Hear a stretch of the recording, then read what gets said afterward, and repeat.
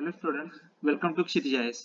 आज आपण बघणार आहोत एमपीएससी प्रिलिम्स 2025 साठी सुरू केलेल्या प्रिलिम्स पंच या सिरीजचा पार्ट 7, ज्यामध्ये आपण डेली 5 क्वेश्चन डिस्कस करतो, ज्याचा फायदा तुम्हाला 100% तुमच्या येणाऱ्या पूर्व परीक्षेसाठी होईल. तर आज आपण डिस्कस करणार आहोत पॉलिटीचे 5 प्रश्न. तर आता पहिला प्रश्न असा आहे की who appoints the chief election commissioner of India. Options आहेत the president of India, the prime minister, Lok Sabha, supreme court. तर याचं बरोबर उत्तर येतं द प्रेसिडेंट ऑफ इंडिया. आता बाकीचे ऑप्शन डिस्कस करू, जसं की प्रेसिडेंट ऑफ इंडिया आपण बघून झाले.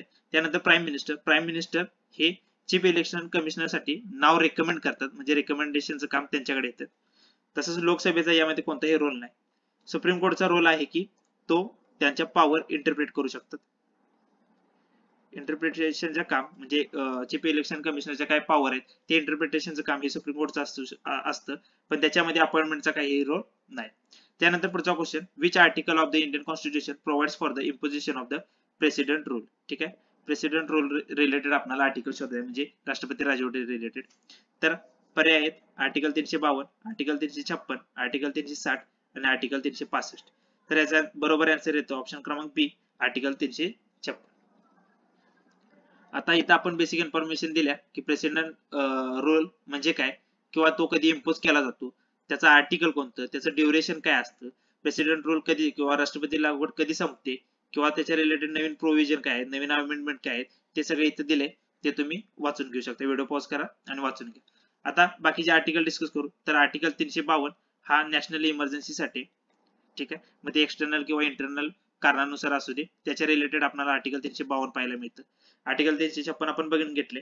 आर्टिकल 360 हे फायनान्शियल इमर्जन्सीसाठी दिलेला आर्टिकल आहे. त्यानंतर आर्टिकल 365 मध्ये आपल्याला ह्या जे आर्टिकल 356 द्वारे जे प्रेसिडेंट रूल असणार आहे त्याच्या रिलेटेड ज्या काही महत्त्वाच्या प्रोव्हिजन्स आहेत त्या आर्टिकल 365 मध्ये आपल्याला पाहायला मिळतात.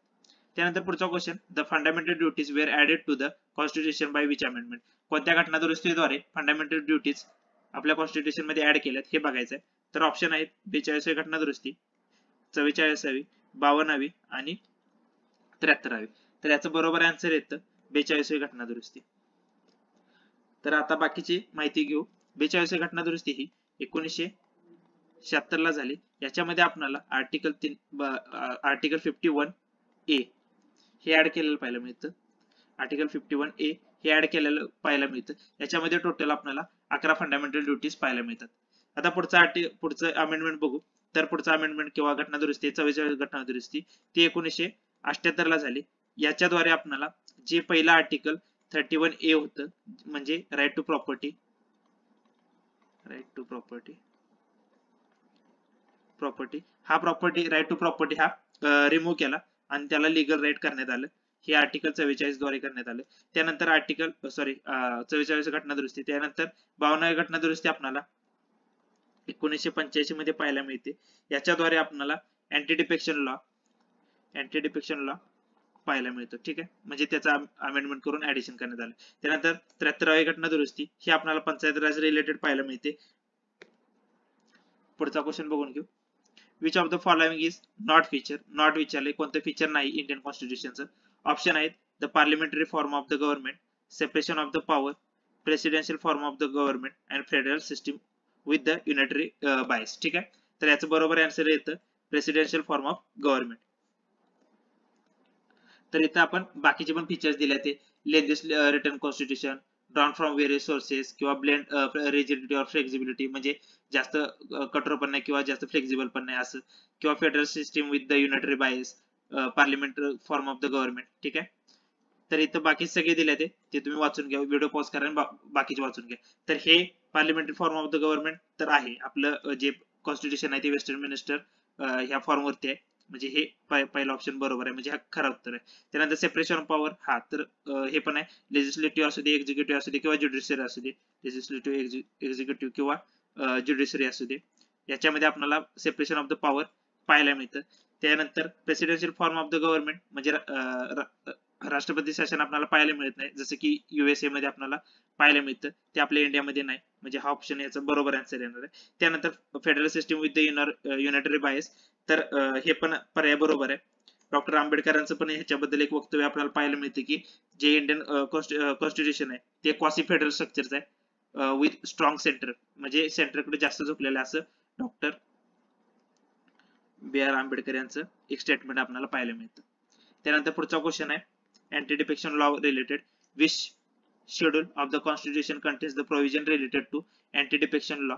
ठीक आहे, आता आपण अँटी डिफेक्शन लॉ बद्दल अमेंडमेंट बघितलं तर कोणतं अमेंडमेंट होतं तर 52 जे की 1985 मध्ये झालं पाहायला मिळतं. त्यानंतर आता ह्याच्या रिलेटेड आपल्याला हे सांगायचं शेड्यूल सांगायचं. ऑप्शन आहेत second schedule, fifth schedule, 10th schedule आणि 11th शेड्यूल. तर याचं आन्सर येतं सी 10th शेड्यूल. तर आता बाकीचे शेड्यूल पण डिस्कस करू. जसं की सेकंड शेड्यूल जे की सॅलरी असू देत किंवा अलाउन्सेस असू देत कोणाची तर प्रेसिडेंट प्लस गव्हर्नर्स किंवा जजेस यांची सॅलरी अलाउन्सेस याच्या रिलेटेड जे काय इन्फॉर्मेशन आहे ते आपल्याला सेकंड शेड्यूल मध्ये पाहायला मिळते. पुढचं schedule fifth schedule. Fifth schedule हे शेड्यूल एरियाज किंवा शेड्यूल ट्राइब्स रिलेटेड आपल्याला वेगवेगळ्या प्रोव्हिजन रिलेटेड पाहायला मिळतं. त्यानंतर 10th शेड्यूल रिलेटेड बघितलं जो की अँटी डिफेक्शन लॉ रिलेटेड आहे. ठीक आहे, त्यानंतर 11th शेड्यूल.